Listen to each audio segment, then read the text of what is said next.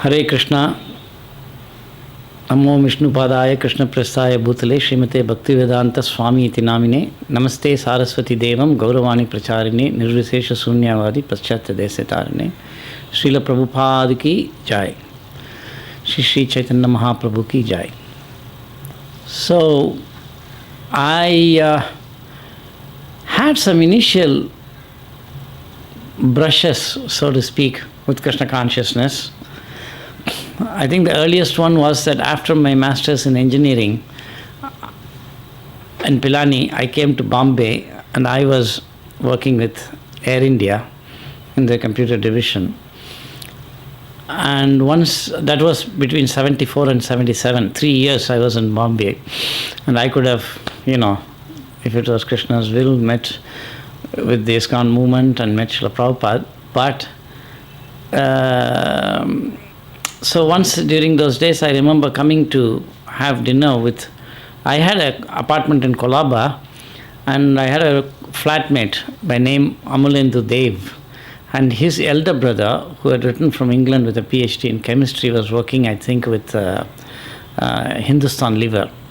And he had a house right opposite to the temple in Rose Garden, I think. So at that time, the guest house was just being built up. It might have been 75 or something. And we had dinner, and I remember we were sitting in his living room, and through the window I looked, and I saw the half-built guest house, the Gauranga Towers, what used to be called the Gauranga Towers. And then his brother remarked, and he had a real British accent, and he said, the Hare Krishnas are building a huge temple here. And I said, who are the Hare Krishnas? I don't even think I asked that, and I didn't even know, and I didn't pay attention. And I'm just sitting right opposite to the temple. And in any case, in 76, I think I went to England using my free pass, Air India pass. I had a brother who lived, one of my brothers lived in England. And during the day I would come to the city to take in the tourist sites, and I was in that Trafalgar Square, which is a long, wide road. And as I was walking, I remember this faint, over the traffic, I heard this chick, chick, chick, chick. And I turned and I looked and I saw some, Western ladies in saris. And I didn't see the saffron-clad devotees. And I remember that I recognized it was a Kartal. And when I grew up in Chennai, in Margari month, which is, I think, Kartik or whatever we call it. December. It's a December month. They used to have early morning kirtans like that.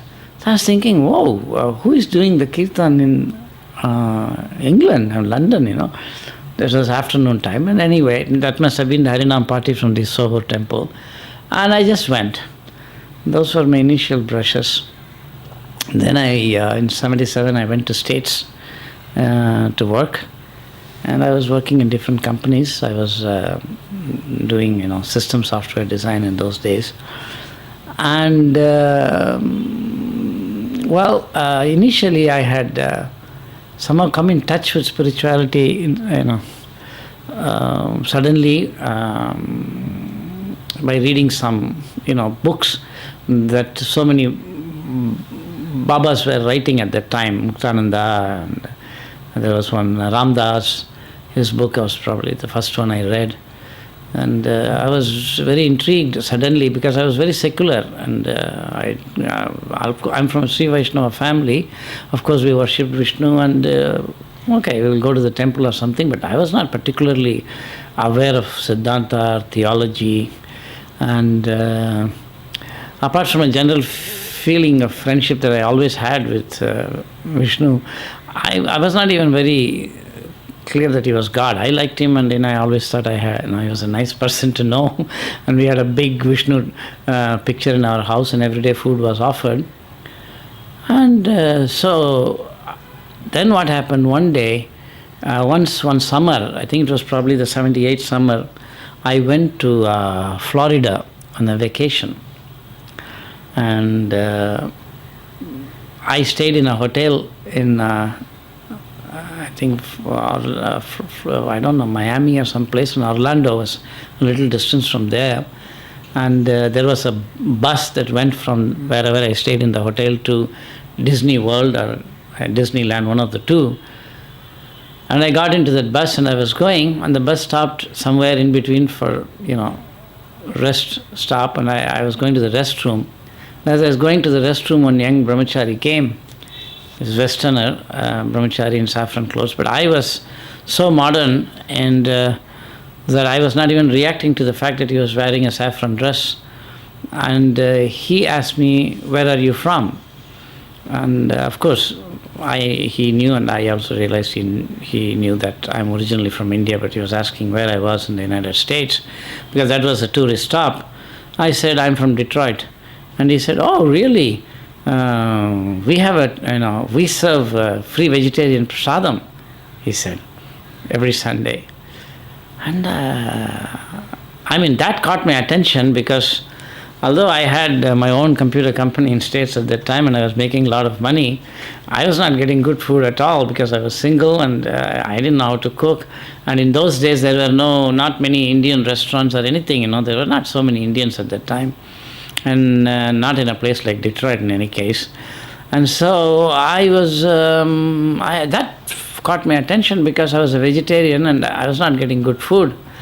In any case, he gave me a BTG, and I don't think I gave him any donation. He didn't ask for it. And I took the BTG into the bus, and I remember flipping through it, and I saw so many pictures of Krishna, and it looked like some articles about Hinduism. And I remember this saying with a snigger, what do these guys know about Hinduism, Like I think most Hindus, I myself didn't know much about Hinduism, but I thought I knew, and I thought in any case Westerners couldn't know. And I remember leaving that back to Godhead right in the bus itself, in the upper luggage rack. I'm sure, there must be someone else right now narrating a story saying how he took a bus from, returning from Orlando to Miami, and he found on the luggage rack a Back to Godhead magazine, and then he became a devotee because Prabhupada said, his literatures are like, time bombs. They're ticking, and they'll go to the right person, and they'll have their effect at the right time. In any case, that was that. I came back to Detroit. I was doing my work, and I think at that time I was doing a project for Chrysler. And I needed to use the entire computer for myself for testing some big packages.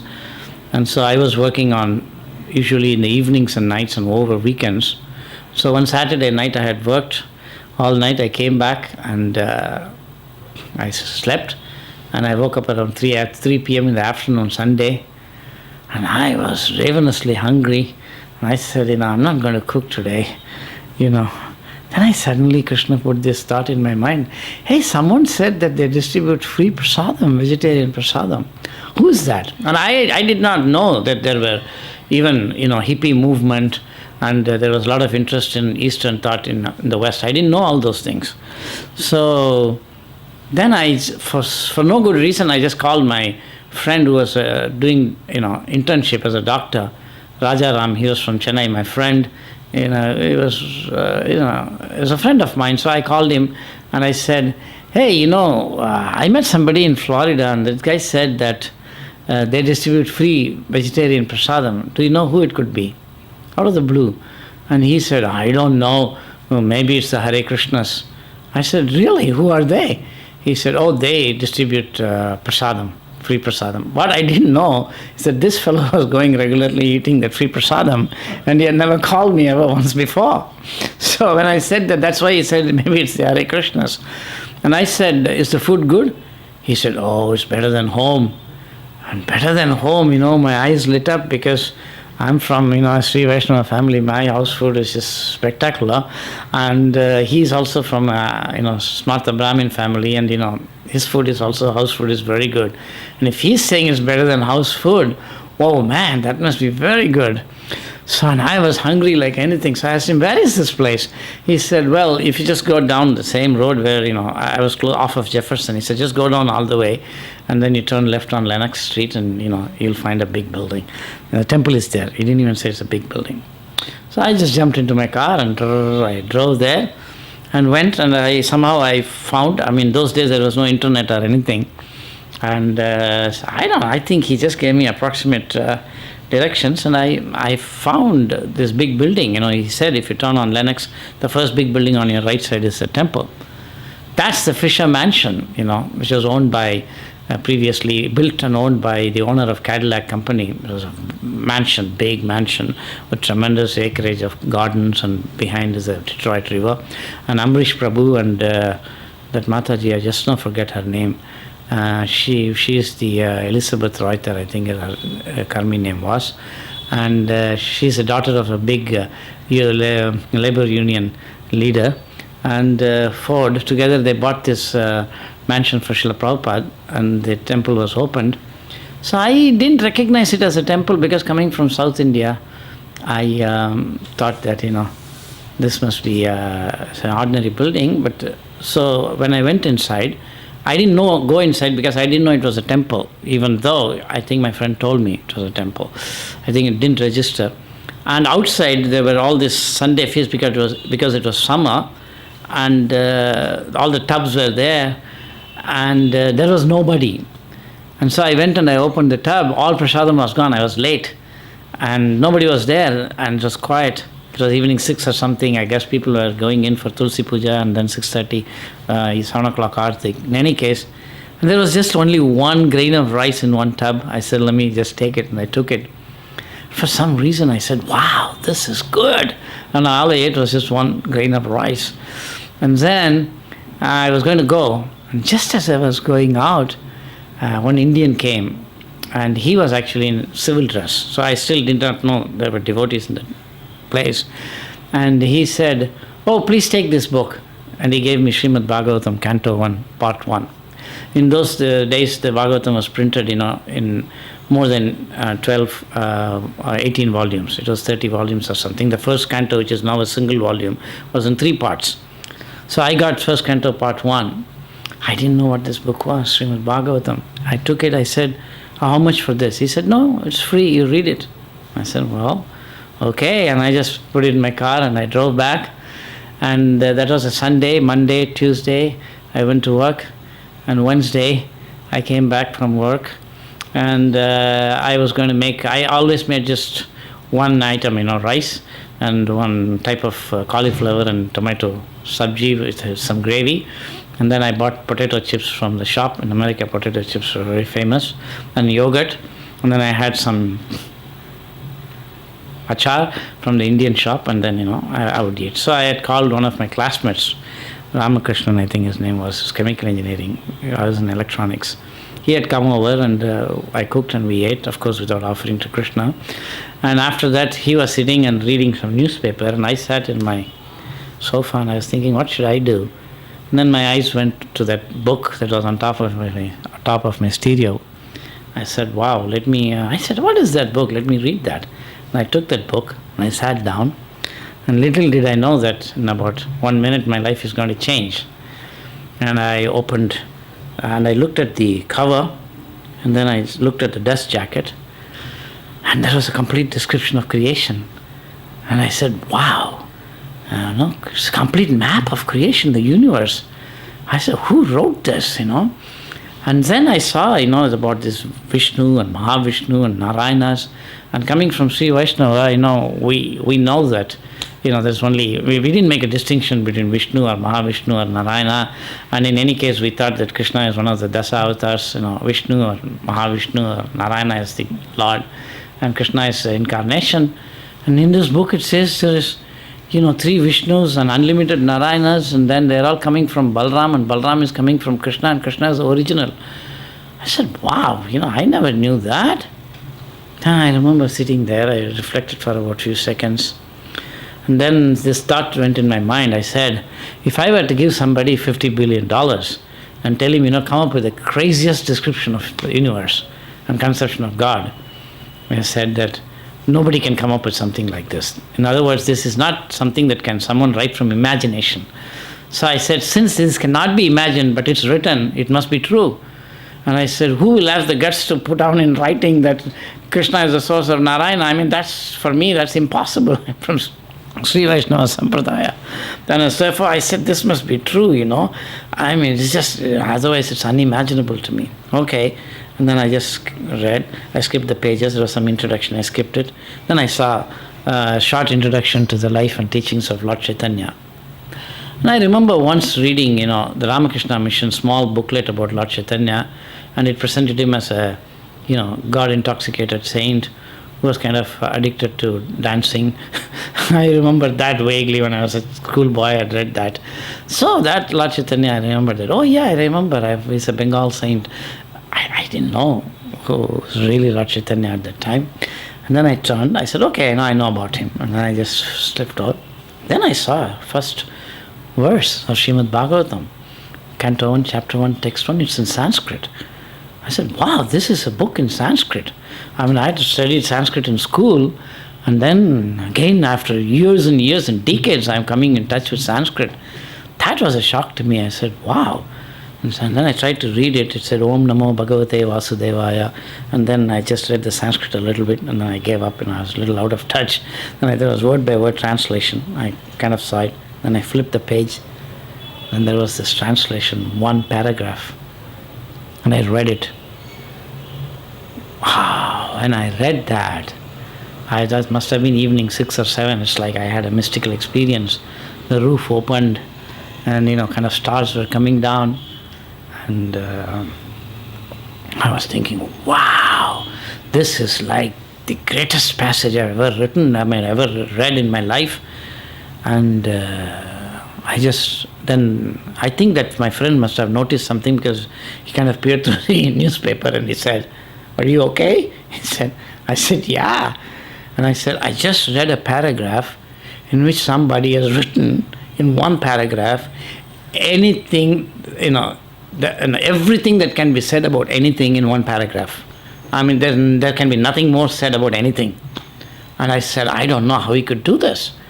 And of course, that first paragraph is like a complete condensation of Vedanta, Vedas and the Vedanta, written by Vedavyas himself, who is going to now amplify it and write a commentary to the entire Vedas and Vedanta Sutra. I didn't know it at that time. And that just blew my mind, that translation, that verse, because I was known as a very good teacher in college, even as a student. And I knew that I could present things, and this presentation was mind-boggling. Then I started reading the purport. And in the purport, I read, one sentence that even the great impersonalists like Adi Shankara and Buddha, and that was another double take for me, because we all, even though we were Vaishnavites, we all just grew up, thinking Adi Shankara is great, and which he is, of course, and all the Shankaracharyas were respected by Vaishnavas and Shaivites alike, and so all the following Shankaracharyas. So for me, Adi Shankara was a great person, and Prabhupada wrote, even the great impersonalist Adi Shankara, and I could know that was like a dismissive thing. And I said, whoa. And then Buddha, and he said, and something about Buddha also. And I said, who is this person, He's just dismissing Adi Shankara, And I remember Bhaja Govindam song was made famous by M.S. Subbulakshmi when we were in college, and Raja Gopalachari, known as Rajaji, gave an introduction to it, and he would write there, Adi Shankara, who drank the ocean of knowledge as easily as one sips water from the palm of one's hand, and and so Adi Shankara was a great person, and somebody in print just dismisses him. I said, wow. I said, where is this person? He is gutsy. And I was just reading the Bhagavatam, and after some time my friend asked me, are you going to talk to me or not? I said, no. He said, what are you doing? I said, I'm reading this book. He said, then I'm going. I said, fine. And he left, and I kept reading, and I'm a very fast reader, and I read the whole night, the Bhagavatam. And I finished that first canto, part 1. I went to sleep around 2 o'clock or something. Next day I called my work, and I said, I'm not coming to work today. And then around something 2 o'clock or something, I got into the car, because I saw it said end of canto 1, part 1. I went to the same place. And again there was nobody, and again the same person was there. His name is Ayodhyadas, he's an elderly Indian who lives in Vrindavan now. He was the one who first gave me the Prabhupada book. And I went and he was again there. I did not know that he had retired from Ford, and so he was Ford plant, and so he was spending a lot of his time there in the temple. And he saw me and said, "Hello, how are you?" And I said, "I'm fine." I went to him and I said, "This book that you gave me yesterday, it says end of Canto 1, Part 1, I said, "Are there more parts?" He said, "Yeah." "How many?" He said, "Oh, there's 29 more." I said, "Okay, bring me all the 29. And he said, "Really?" I said, "Yeah, I want all of them." He said, "It'll cost you." I said, "Fine." Then he went inside. He spent a long time. Then he came back, and he just came back with one more book. And I said, "What is this?" He said, "This is part 2. Read it." I said, "Okay, but where are the other parts?" He said, "No, you read this and then I'll give you the next." What I did not know, later I found out, he went and told the temple president at that time, I think Govardhan Prabhu had just resigned at the time, and it was Naveen Krishna, I think, he was ready to become president. And he told him, that fellow, that, don't give all the books to that boy, because Indian boys rarely came to Hare Krishna temple in those days. So you just give him one, don't give him everything. So I didn't know that. So he said one. I said, "No, give me everything." And then he said, "No, you read this." I said, "I'll read it tonight." He said, "Tonight? No, this will take you some time." I said, No, I'm a fast reader. I'll just finish it in a few hours. Give me everything. And then I was so impatient, and I was getting angry with him. So he said, "Okay, you wait." Then he went inside. And finally he came up with some sets, which later turned out to be a third canto, part 4. And he said, "Okay, you take all this." And then I took my checkbook. I don't know what. I wrote a substantial donation. I didn't even ask him how much. In those days, I must have given a few $100s. I just wrote a checkbook. I gave the check, took the whole thing. I was reading. I started reading and reading and reading. And I had, right from, in fact, the very first day I read Prabhupada's book already, first canto, I had some kind of an encounter with Prabhupada on that very first day. So, Prabhupada was very kind. So he was always there from the beginning for me. And so I started reading the books. And each canto, when I read each part, I thought, okay, this is the maximum anyone can write. The next canto would have to be a repetition. Then I read the next part, and it goes beyond what that was said. Then I read the next part, then 3 parts is over. I said, okay, second canto onwards, it would have to be a summary of whatever was said. And I go to second canto, it goes on another new topic. And I go to third canto, it goes another new topic. Third canto was 4 parts. And soon I realized that the books that Prabhupada is asking, I didn't know who was Prabhupada. The person who was writing the book is saying you should chant Hare Krishna. I said, okay, I'll read, chant Hare Krishna. I was reading. I started chanting 8 rounds. And then I started trying to follow the regulative principles. There's no need to mention which ones I was breaking. But so anyway, so I said, let me start following the regulative principles. And then, I'm going to go up to the time I joined the temple. Is that okay? So then what happened, which is, very soon. And I remember keeping this Bhagavatam book on my head in my room in the house and dancing. I somehow realized, I'm coming from South India, Sri Vaishnava tradition. The Divya Prabandham is something that we hold in great esteem. And somehow I realized that Divya Prabandham must be a Tamil translation of this Bhagavatam, which later I realized it is. And, rendered in Tamil, not translation, by the great Alvars. Incomparable Alvars. So therefore, I was just even more attached to it, and I was terribly attached. And at that time, I had moved from Chrysler to General Motors, and I was already starting to preach in the General Motors. But I didn't know you have to distribute books. I didn't know there was a ISKCON, and I didn't know there were books. And then soon I moved. I was still staying in Detroit, but I got a project at AC Sparkplug, which was a division of General Motors in Flint. So one day, suddenly, one Sunday afternoon, this guy calls me, Rajaram. He says, "So, did you ever go to the place?" I said, "Yeah, I went once, but I didn't get any food." He said, "Oh, you must have gone late." He said, "You have to go, exactly, in time. I'm going today. Do you want to go?" So what I didn't know is that this guy, he had worked it down to a formula, and he knew when the evening program is, when the prasadam is, everything. I didn't know that. So he said, "Okay, let's go." And he came and he picked me up, and we went 4:15 Arthik. I just entered the temple. He went straight into the temple. There was nobody there. I saw Prabhupada's murti there, but I didn't react or anything, and I was waiting. And then the curtains from somebody came from behind, a black devotee, tall devotee. He blew the conch, and I said, "Whoa, what's he blowing a conch for?" And then suddenly the doors opened, curtains opened, and I said, "Oh, this is a temple." And my friend said, "Of course it's a temple. You didn't know?" I said, "No." He said, "It's a Hare Krishna temple." I said, "Wow." And I had never been to a temple that until then in America.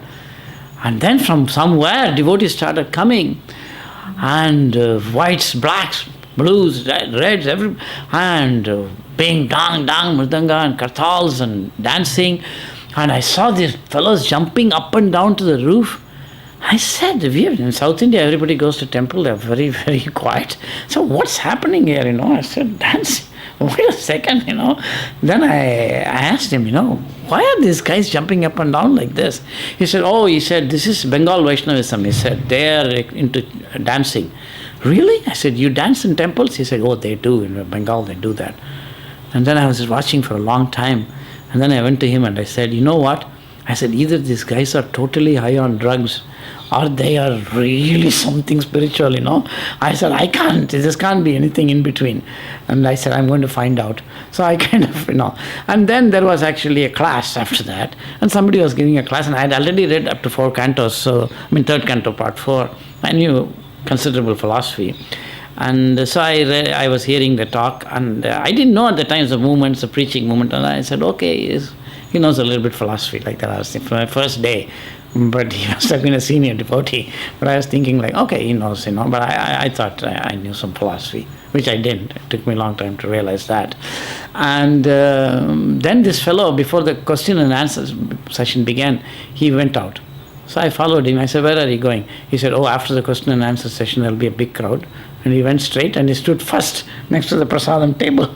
I said, I saw all the things, prasadam. And then the prasadams were served. My God, there were about 50 to 60 dishes, 6 kinds of rice, 10 kinds of sabji, and the paneer sabji. The paneer was all this big slabs of paneer.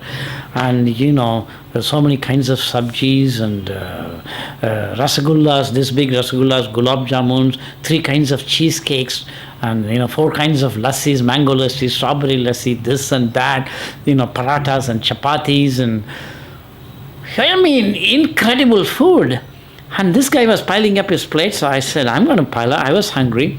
And I sat and took it. Whoa, man, this was unimaginable. But by the time I knew this was prasadam, and, I grew up eating temple prasadam, in Madhav Koil next to, in Kacheri Road. So, every afternoon I have taken pongal there, this and that. So, wow, so I'm used to the taste. This was exactly the taste. And I said, wow, this is fantastic. And I ate, and I think I had twice. And I told him, you have been coming here? He said, oh, I come regularly. I said, you rascal, why you never told me this? This is such good food.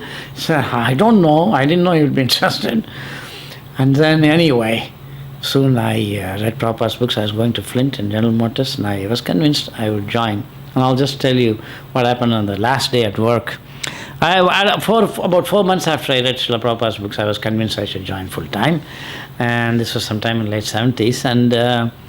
But I waited for another 3 months because I had a very big job and I was making a lot of money, and I didn't want to later think like, oh, I made a mistake and go back to work. I said, you leave work, I'm not going to look back. Therefore, make sure that, because I understood, ISKCON allowed devotees to be married and stay at home and work. But I was interested to join full time because these books changed me so much that I wanted everyone to get the benefit of reading Srila Prabhupada's books. And by the time I was going every Sunday to the temple, and so I realized that Prabhupada wanted these books to be distributed, and that is one of the main aims of ISKCON, or the foremost aim. And I said, I want to join this movement and help distribute books. That was my sole goal. Otherwise, I knew that for my personal salvation, I could just stay at home and be married, which my mother definitely wanted, and do things. So anyway, and one interesting thing happened in the meanwhile, which is that I was going first Sundays. That was not enough. Then I used to go Saturdays I mean, it's Friday evenings to temple stay till Sunday night. Monday morning I'll go to work, and after some time I called the temple and I said I want to move into the temple, and they said fine. So I had I had decided, and it was decided on a Friday I would move into the temple. So that Thursday I went to the temple and I said, look, I want to distribute some prasadam before I go. I had a pretty high position there as an executive. So they were all high-class executives there, meaning materially high-class in General Motors. So I said, I want to distribute some prasadam. So they cooked, prasadam, because it's General Motors. In those days it was the world's biggest company. And so I went. They gave me 4 or 5 tubs of spectacular prasadam. And that was all loaded into my car. Then that day I went into the front where all those big executives, super executives park, and I got a temporary pass for that day. And from there I took all the boxes in. Everybody was watching. And then some people were saying, typical American, that smells good. Wow, what is that on Friday? And I had told already everybody that don't go for your lunch tomorrow. I'm bringing Indian lunch. And that was very unusual in those days. In any case, most of the people have never taken Indian food or something in those days. And I kept everything in one room. And I had paper plates, towels and everything. And by the time the word spread that, Ravi has brought stuff that really smells good. And then I opened it at lunchtime, 1 o'clock. And slowly, I think somebody came. Mike Hazlett was the nicest guy there. I told him, Mike, come on. So he came and he took, okay, I'll try it. I'll try anything once. And he came. And then he just took, and then, he says, this is good. And then he went out and he told, this is fantastic. All of you guys should try. Then, some of the secretaries and some of the executives, they all came. And, they started, and everybody took. There was this, and I used to, just by the time I knew ISKCON, I had a lot of small books and I was distributing, and there was this one guy, Bill Gamble, and he will never take my books. And he said, no, he was a practicing Christian. I know this, but I would be in suit and all that at work. But he said, I know this is Hare Krishna's. He said, I know you guys try to convert everybody. I said, no, Bill. So just read this. No, it's fine, keep it. So I was doubtful whether he would eat, and he didn't come to eat. And word spread like anything, and people were coming from every department because there was cheesecake and this and that. And finally I distributed it for 100 to 200 people, very well placed people at General Motors. And then at the end, when it was practically nothing was there, then Bill Gamble kind of ambled into the room, and he said, I said, come on, Bill, are you going to try or not? He said, I might. He said, how many people are raving about it? And then he came, and I said, come on, let me make you a plate. He said, no. I by the way, I know that, this is another way you guys preach. This is some kind of a holy, sanctified food, right? I said, yeah. And he said, I know. And I said, I don't think everybody else knows. Then he said, he just came there, and he just looked at the rice tub, and he said, give me just that 1 grain of rice. Exactly like I had 1 grain of rice. I said, okay, and I gave it to him. And he took it. And like me, he said, wow, he said, that is good. And I said, well, from 1 grain, what can you tell? He said, no, this is fantastic. Okay, you can make me a plate. Then I made him a plate, and he ate. I said, hey, Bill, that's great. And then I distributed everything by the evening, and I had about 200 BTGs taken, distributed everybody free, books and everything. And by the time they all knew that I was going to become a monk, and they were shocked because I was in a very good position. And there were very few Indians at work in those days. People were students or in the campuses. So Americans were shocked, and when they learned I was joining Hare Krishnas, which they knew it was a cult or something, and Ravi, is so intelligent, this and that, how come? But they respected it. In any case, and this is the last story, and this is mind-blowing, and I must say this. Then what happened, and in General Motors, from my workplace, my parking lot was at the back, and you have to go through a long tunnel. And during winter, snow will be there, and so they have built a tunnel through which you go to the parking lot. Not a tunnel, passageway, closed passageway, and it's long. And at the end of the long tunnel, especially in winter, there used to sit a black lady. She was a security guard. She was always be dead drunk. Has her eyes red, and it's not legal, but she would keep, whiskey bottle or something under the table, and she would drink, and I think people knew. But, people didn't want, because blacks were so few in the labor force at the time, fine, they didn't say anything, and she had a, security uniform. And every time I would pass her, by the time I had become a devotee, I used to think, wow, how is she going to be saved? How can I preach to her or something? I used to think all the time, but I didn't muster the guts to talk to her. So that day, when I went to the last day, I parked in the front, and but for a week or something she was not there. So I knew that they have moved her, and so she was no longer there. So I thought at least I could give her some prasadam on that day, and I knew she wouldn't be there, and plus I'm going out through the front door. So then I go to and I take everything, and I put them back. So they helped me, some of my friends, because they had taken lunch. And then I had one more tub left. I said, I'll take it. And then with the tub, and with some BTGs I had on top, I was carrying it. And I went through that, security shack that's also in the front to go to the executive parking place. And that lady was sitting there. I was shocked, because I was praying to Lord Chaitanya, where is that lady? How can I preach, give prasadam to her? I was actually praying that afternoon. And I go through the door, and I was really stunned. I said, oh my God, Lord Chaitanya is really kind. And so I went to her, and I put the tub down, and I said, hi, how are you? And she was a bit surprisingly sober, because she was, I think, in the front security shack, which all the big executives come. She said, hey man, how are you? I said, fine, I'm fine. Today is my last day at work. And she said, really? And I said, yep. And she said, you know what you should do? And this is a real story, no? I said, yeah, what do you think I should do? And she said, you should preach the message of God. I said, what? I said, what is this? I said, really? And she said, yeah, word of God, man, spread it around. So I understood she must be one of those, very devout black, church-going Christian. And blacks are quite devout. I was amazed. I said, for all you know, she must be a big devotee, And I said, actually, tomorrow I'm moving into your temple, I'm going to become a monk. And she said, good for you, I used to see you all the time, you used to come in the back. I said, yeah, you remember me? She said, yeah, I remember you. And I used to always think, you're wasting your time, you should be preaching the word of God. I'm going like, whoa, there's nothing that I can give her, So I said, well, anyway, as it happens, I'm going to be a monk. She said, good. And I said, can I give you, a book? She said, sure. And I gave her a back to garden. I had a picture of Radha Krishna in the front. And she took that, and she looked at that, and she said, I have been waiting for this for 20 years. I said, what, this miracle is not going to end or not? And I said, come on, be reasonable. I said, why would you wait for this book? She said, I had this book, and I left it on a plane, some years back. I don't know whether it was 20 years or whatever it is. She said some years ago.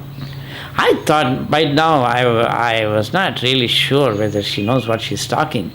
I said, why would you, leave it in a plane?